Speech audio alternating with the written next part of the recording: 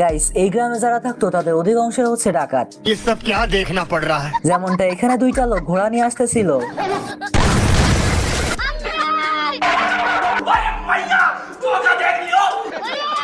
আর তখনই এক পাগলে ভাত পায় না নতুন পাগলের আমদানি হয়। মানে এই দুইটা বলদ আসে ডাকাতদের এলাকায় ডাকাতি করতে। আমারে চিনচ, আমি সানডে মানডে ক্লোজ করছি, 1-2 তে খালাস করছি, সিস্টেম চালু কইরা আজ এখানে দাঁড়াইছি।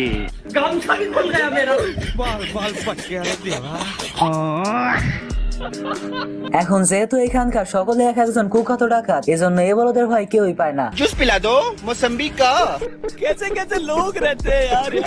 এই বলদের জুস হাতে নিতেই মানে এখানকার সব থেকে বড় মাফিয়া চলে আসছে।